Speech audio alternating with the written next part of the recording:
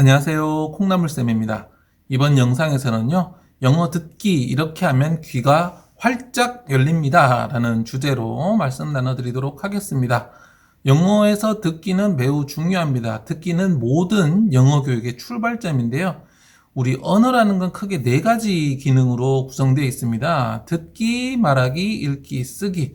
그래서 듣기, 말하기, 읽기, 쓰기 네 가지를 잘하는 것이 결국 그 언어를 잘하는 건데요. 바로 이 듣기가 듣기, 말하기, 읽기, 쓰기 할 때도 처음에 오잖아요. 그만큼 이게 가장 중요한 겁니다. 들어간 걸 가지고 입으로 나오고요. 또 손으로 나오고요. 그것이 말하기, 쓰기가 되겠죠. 또한 들어간 것을 바탕으로 해서 눈으로 또 받아들일 수 있게 되는데요. 그것이 읽기가 됩니다. 그래서 듣기가 되지 않은 상태에서는 말하기, 읽기, 쓰기가 있을 수가 없는데요. 그래서 제가 엄마표 영어 로드맵 그려드립니다 라는 영상에서요, 그 자세한 로드맵 그려드리면서 바로 1단계, 2단계 모두 듣기였죠. 1단계가 흘려듣기, 2단계가 집중듣기였는데요. 그만큼 중요하고 기초가 되기 때문에 맨 앞에 있습니다. 이 영상 못 보신 분들은요, 아래 설명 누르고 들어가시면 보실 수 있으니까요. 이번 영상 다 보시고 또 보시면 좋을 것 같습니다. 그러면 이토록 중요한 듣기 어떻게 하면 우리 아이의 귀를 활짝 열어줄 수 있는지 그 이야기에 대해서 오늘 말씀 나눠드리도록 하겠습니다. 좋아요와 구독하기 하시고 좋은 정보 계속 받아보시기 바랍니다.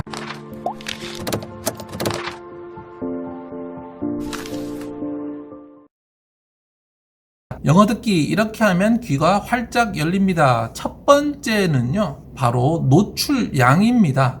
자, 노출량이라는 것, 바로 이 영어에 얼마나 노출 많이 됐느냐에 따라서 귀가 열릴지 안 열릴지가 결정이 됩니다. 우리 언어와 영어는 완전히 소리가 다릅니다. 우리말에는 쌍기역, 쌍시읒 이런 것들이 있죠. 그런데 영어에는 없습니다. 반대로 영어에서는 P와 F, L과 M 등 한국에 없는 소리들이 있습니다.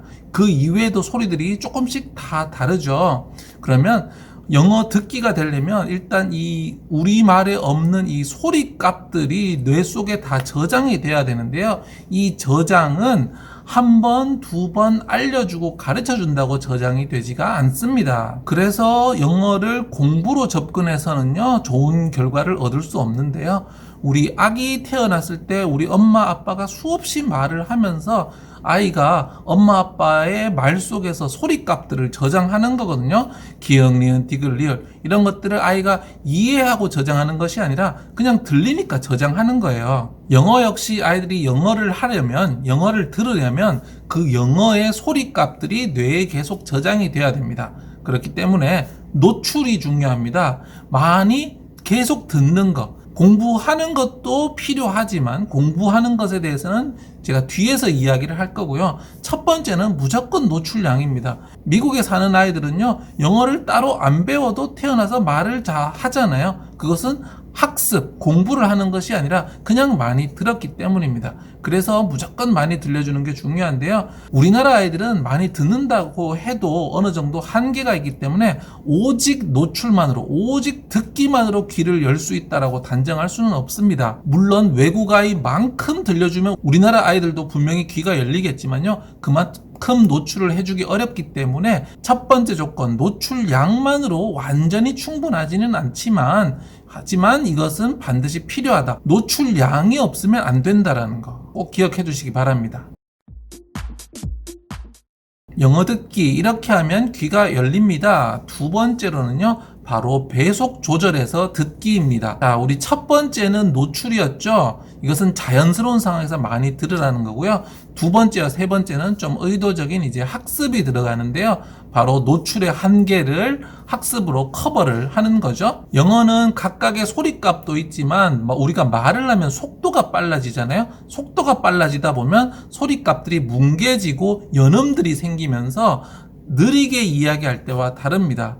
그러면 아이들이 일상적인, 예를 들어서 유튜브를 보면서 너무 빨라서 잘 모르겠다, 잘 안 들린다 라고 하면 그걸 들으려면 일단 배속을 낮춰주셔야 합니다. 저는 예전에 원어민 강사들을 관리하는 일들을 했었거든요. 그런데 거기서 발견했던 공통점 중에 하나가 뭐냐면 여자 원어민 강사한테 배운 아이들이 훨씬 더 잘하더라라는 겁니다. 남자 원어민 강사들한테 배운 아이들은 좀 많이 못 배웠어요. 그 차이가 뭐냐라고 보면요, 여자 원어민 강사들이 아이들을 조금 더 배려하는 말하기를 하거든요. 어떻게? 더 느리고 천천히 들려주는 특징이 있었고요. 남자 원어민 강사들은 그냥 자기 말하는 평소 습관대로 계속 말하는 그런 특징이 있었어요. 그러다 보니까 여자 원어민 강사가 와서 천천히 조금 더 또박또박 느리게 말해주면 아이들이 많이 배웠는데, 남자 원어민 강사가 와서 막 샬라샬라샬라 해버리면 못 듣는 거죠. 그러면서 그것이 이해 가능한 입력이 안 되고 이해 불가능한 그냥 소리, 무의미한 소리로 다 지나간 겁니다. 그래서 배속을 느리게 해준다면 분명히 듣기에 도움이 됩니다. 그렇다고 해서요, 이 영상 보시고요, 엄마표 영어에서 1단계 흘려듣기를 하는데 자꾸 배속을 느리게 하시면 안 됩니다. 그러면 또 재미가 없어지거든요.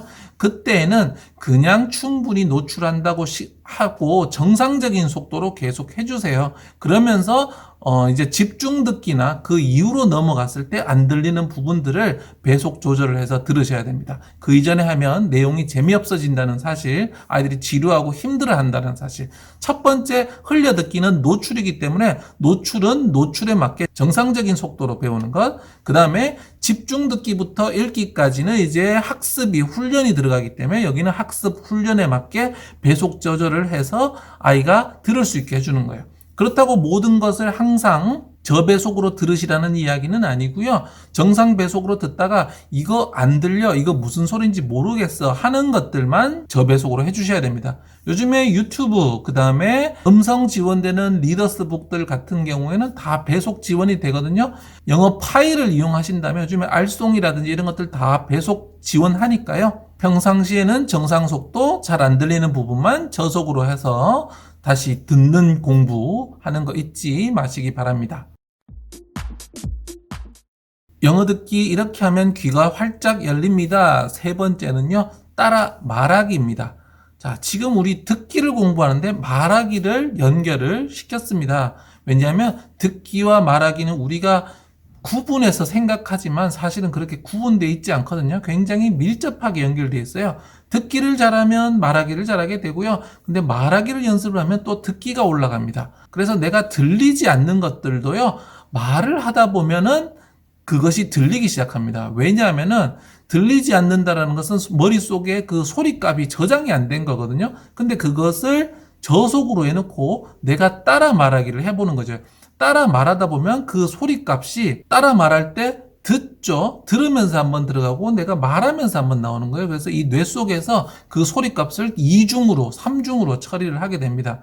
그래서 원래 정상 배속에서 그냥 들을 때는 아무리 들어도 안 들렸는데 저배속으로 해서 소리값들을 정확하게 들려주고, 그리고 그것을 내가 말함으로써 훈련을 하면요, 그 소리값들이 뇌에 저장이 되면서 그 다음부터는 그 소리가 들리기 시작합니다. 이것을 쉐도잉이라고 하는데요, 그림자처럼 앞에 가는 소리에 딱 붙어서 쭉 따라간다는 거죠. 그래서 처음 연습할 때는 잘 안 들리니까 당연히 저속으로 해놓고, 예를 들어서 What do you say? What do you say? 이렇게 하면요, 처음에는 What do you say? 안 들리죠. What do you say? 그리고 따라가는 거죠. What do you say? 해보고 조금 더, 예를 들어서 0.5배로 해봤다, 그 다음에 0.75배로 해가지고 What do you say? What do you say? 그 다음에 1배로 해서 What do you say? What do you say? 이런 식으로 따라가는 거죠. 이런 쉐도잉들은요, 집중 듣기에서 텍스트를 보면서 들으면서 뱉는 거, 그를 통해서 듣고 읽으면서 말하기를 동시에 한다면 뇌 속에서 영어의 사기능을 골고루 동시에 사용할 수 있겠죠. 또 이것은 흘려듣기에서도 얼마든지 쓸 수 있는데요. 아이들이 영어 TV 보고 있을 때 부모님 그걸 자꾸 공부하라고 하시면 안 되는데요. 재밌는 표현들 나왔을 때 어머니가 재밌다라고 하시면서 그 말을 툭 한번 따라 뱉어 보는 거예요. 그래서 아이한테 훈련을 시키는 것이 아니라 그냥 재밌어서 해보면 아이들도 한번 쭉 해보고, 그러면서 저게 무슨 말이야? What do you say? What do you say? 저게 뭐야? 아, 저게 뭐라고 말했어? 라고 묻는 거야. What do you say? 이런 식으로 장난식으로 툭툭 하다 보면 아이가 그냥 부모님하고 장난식으로 따라하는 거죠. 흘려듣기에서는요, 긴 문장을 쉐도잉할 수는 없어요. 그래서 이렇게 짧은 감탄문 중심으로, 짧은 말들 중심으로 툭툭 부모님께서 좀 포인트를 잡으면서 옆에서 보다가 그냥 한마디 툭 해주고 따라 해보고 이렇게 한다면 기본적인 훈련이 되고요. 그 다음에 이제 집중 듣기에서는 아까 전에 말씀드렸다시피 보면서 저배속으로 시작해서 점점 정상배속으로 하시면 됩니다.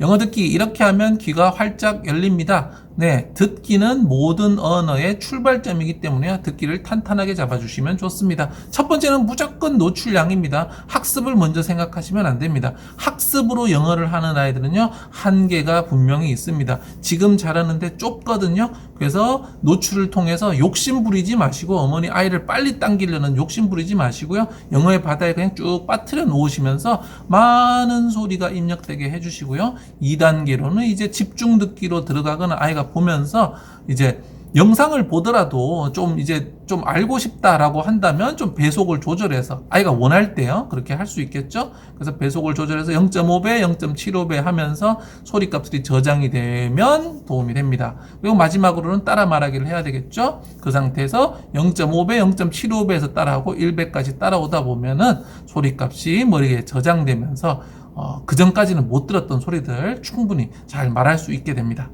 좋아요와 구독하기 하시고 좋은 정보 계속 받아보시기 바랍니다. 감사합니다.